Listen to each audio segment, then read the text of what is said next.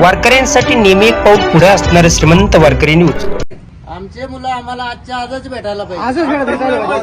आजच उपोषण करू उपोषणाला बसणार हो। जोपर्यंत लेकरं भेटतील तोपर्यंत आम्ही जाणार नाही तिथं।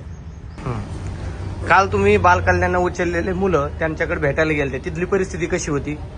एकदम बिकट परिस्थिती आहे। कोंडून एक मुलं, खायला प्यायला काही नाही त्यांना, एक टाइम जेवण आहे फक्त त्यांना, दुसरं काही नाही त्यांना। म्हणजे नाश्ता दिला जात नाही, जेवण काही नाही, बाकी जेवण आहे फक्त नाश्ता आहे त्यांना सकाळी। मी स्वतः सोमवारी मुलांना भेटायला गेला असता रात्रीच्या 9-9:30 वाजेपर्यंत मी तिथं होतो। मुलांना काही सुद्धा जेवण दिलेलं नाहीये, फक्त एक वेळ भात दिला होता। 9:30 पर्यंत ही बाल कल्याणची व्यवस्था आहे आणि हे लोकांना सुरक्षिततेच्या बाल हक्काचे धडे शिकवतात। कोण बाल कल्याणवाले? मी त्यांना मुलांना खायला कधी मिळणार आहे ते म्हणे थोडं प्रशासनाला थोडा वेळ लागतोय म्हणे, प्रशासनाला खायला थोडं लेट येत आहे म्हणे। 9:30 वाजले होते, आमचे मुलं 7-7:30 आता जेवतात।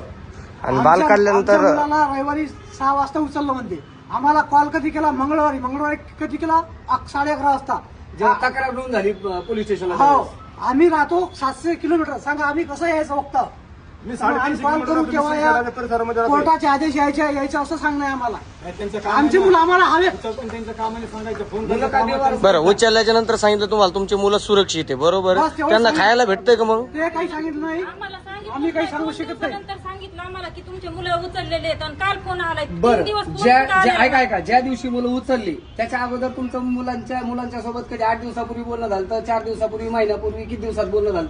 ज्या दिवशी उचल त्या दिवशी आमच्या मुलाचं बोलणं झालं। काय मुलांनी तक्रार केली तुमच्याकडे? काही नाही, मॅडम बाबू एवढ्या लेट फोन करून का केला? 4:30 वाजता म्हणे बाबा आश्रमात पेटी आणायला गेलो होतो, जेवण झालं का? जेवण झालं म्हणे बाबा। शिवराज कुठे आहे? शिवराज झोपला। त्यानं बाकी काही सांगितलं नाही। ते फोन केले, सांगते बाबा नाश्ता झाला, जेवण झालं। संस्थेबद्दल तुमची काही तक्रार? काहीच ज्या दिवशी रविवारी 4:45 वाजता माझी फॅमिली आणि तिच्या सोबत एक दुसरी सार्थक जराडीची आई होती आणि श्रावण गीतेची आई सुद्धा इथं आलेली होती। ज्या दिवशी मुलं उचलले त्या दिवशी तुमच्या 4:45 वाजता वाजता माझी फॅमिली 2 दिवस मुक्कामी होती। 4:45 वाजता रविवारी तिथून ते निघून गेल्या। त्यांच्या बाद त्याने ते क्रॉस झाले रस्त्याची। आता त्या जिथं संस्थेवर मुलं होते आपली, त्या संस्थेवर सीसीटीव्ही वगैरे असतील ना? पूर्ण सीसीटीव्ही फुटेज मिळतील काहीच फुटेज आहे। आणि महाराजाविषयी आमची कोणती तक्रार? माझा 2रा वर्षाला मुलगा आहे, माझी एकही रुपयाची तक्रार नाही महाराजाविषयी, कारण माझ्या मुलांना सर्व व्यवस्थित टायमरच्या टायमर खाणं पिणं सर्व मिळतंय। मी स्वतः 2-2 दिवस येऊन तिथं संस्थेला राहिलो आहे। आणि ही बाल कल्याणची व्यवस्था परत एकदा दाखवा, इथली बाथरूमची आणि इथली राहण्याची काय व्यवस्था आहे बघा। ही बाल कल्याणची व्यवस्था आहे। जायचं म्हणलं तर काय माणसाकडे उभा राहते, लेडीजचं काय काय व्यवस्था आहे? 12-13 वर्षाचे मुलं आहे माझे। माझा मुलगा जेव्हा आजारी पडतो त्याला दवाखान्यात आणल्या जाते, मग नंतर कॉल करतो बाबा महाराज दवाखान्यात नेलं होतं, पण महाराज कधीच म्हणणार नाही की तुमचा मुलगा बिमार आहे, पैसे टाका, काहीच नाही, कधीच नाही। पैसे लुबाडतात तुमच्याकडून।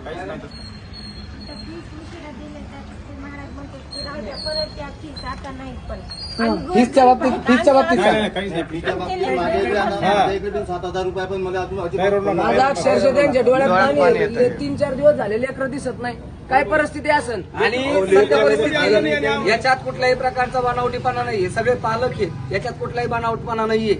सत्य परिस्थिती कुठल्याही आयुक्तालयाच्या अधिकाऱ्याने, कुठल्याही कलेक्टर साहेबांनी येऊन डायरेक्ट चेक करावं, सत्य परिस्थिती समोर आणावी, आमचं एवढीच म्हणणं आहे, मागणी, आणि आमची मुलं आम्हाला मिळावी, याच्या पलीकडे आमचं काही मत नाही।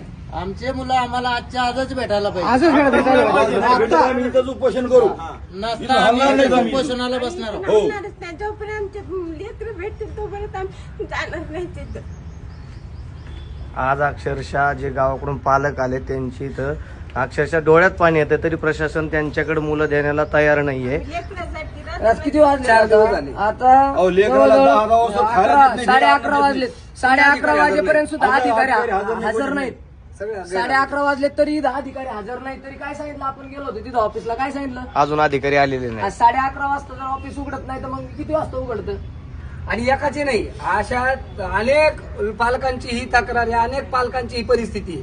इथं आल्याच्या नंतर दुरावस्था होती, होणारच काय इथं आल्यापासून सामान्य माणसाला जगू देण्याचा यात म्हणजे त्यांचा जे सामाजिक व्यवस्था आहे ते बिघडवण्याचा यांचा विचार दिसतोय. दुसरी महत्वाची गोष्ट, व्यक्ती स्वातंत्र्य नावाची गोष्ट राहिली नाही. व्यक्ती स्वातंत्र्यावर पूर्ण गत आणली आहे. लेकर आणायचं पालकाला तर विचारायचं ना, फोन लावायचा ना पालकाला विचारायचं होतं. विचारायचं आमची तुमची लेकरं आम्ही सगळ्या काढली. मुलांच्या नंबर पाठ असताना आम्ही काही मुलाला परीक्षा नंबर लावायचं, घेतला नाही, काय कळवलं कुठे नाही. आज 4था दिवस आहे. ही संस्था ही अनाथाची नाही. त्यांना आई वडील आहेत ना, त्यांनी विचारायचं ना फोन करून की आम्ही तुमचे मुलं घेऊन चाललो इथं त्या संस्थेवर. त्यांचा म्हणजे चांगली नाही संस्था, आम्ही घेऊन चालू, हे तर विचारायचं बालकल्याणचं काम आहे ना.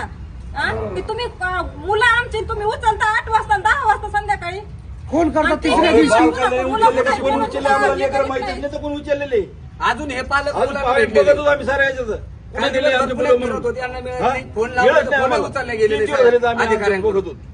एका अधिकाऱ्याचा मिळणे, कोणाचा मिळणे, मुलाचा मिळणे आम्हाला कुठे.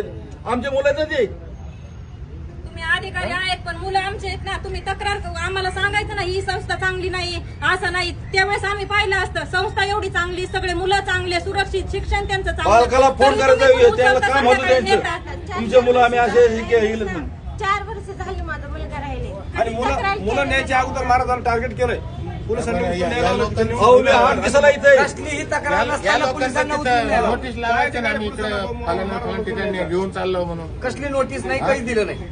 आता हे नेमकं सरकारीच ऑफिसर कुठे नेलं तर काय महाराज तर अगोदरच पण नेले होते त्यांनी 1-2 तासापूर्वी. मुलं नेण्याच्या अगोदर महाराजांना उचललं. महाराज काय सांगणार मुलं कुठे? आजची आज आम्हाला जर मुलं नाही तर आम्ही इथंच बसणार आहेत. इथून हलणार नाहीत आम्ही. 100% जोपर्यंत मुलं भेटत नाही तोपर्यंत सगळ्यांनी इथंच बसून राहायचंय. आज सगळे मुलांचे पालक या ठिकाणी आलेले आहेत. जे मुलं 21 मुलं शिवछत्रपती गुरुकुलाकडून उचलण्यात आलेले आहेत, बालकल्याणी घेऊन गेले, ते सर्व पालक आज 3ऱ्या दिवशी बालकल्याणच्या ऑफिसमध्ये आलेले आहेत. अजूनही 11 वाजले तोपर्यंत एकही अधिकारी या ठिकाणी आलेले नाही. अक्षरशः पालक येऊन अजूनही पालकांना कल्पना नाही आपले मुलं कोणत्या ठिकाणी आहेत, सुरक्षित आहेत की नाही, त्यांना जेवण दिलं जातं की याची कुठलीच कल्पना नाही. जे 1-2 पालक भेटले त्यांच्या सांगण्यानुसार अशी माहिती आलेली आहे की तिथं मुलांना फक्त एका टायमाचं जेवण दिलं जातंय. रात्री 10 वाजता जेवण नव्हतं त्यांना. काल तुम्ही तिथं जे बालकल्याणचं ज्या ठिकाणी मुलं सुरक्षित केल्या जातात, ठेवल्या जाते, त्या ठिकाणी व्यवस्था कशी मुलांची? रात्री 10 वाजेपर्यंत जेवण नाही, लेकरायला बाहेर येऊ दिलं नाही, भेटायला द्यायना. म्हणजे तुम्हाला पण भेटू दिलं नाही का? दिलं नाही द्यायना. पालक असून भेटू दिलं नाही म्हणजे हा बघा, मुलांना पालक असूनही या ठिकाणी भेटण्यात येऊ दिलेलं नाहीये. गंभीर परिस्थिती या ठिकाणी मुलं आहे. आमच्या की यायची आहे. मुलाची काळजी आम्हाला आहे ना, आमच्या मुलाची. 100% आम्ही आमच्या मुलाचं भविष्य आम्हाला समजत नाही का? बरोबर आम्ही आहे. आमच्या मुलाचं भविष्य खराब करणार आहोत का? नक्कीच यावर आपण लवकरच बालकल्याणावर काहीतरी प्रक्रिया ऑब्जेक्शन घेऊ. कारवाई झाली पाहिजे. 100% ऑब्जेक्शन काय?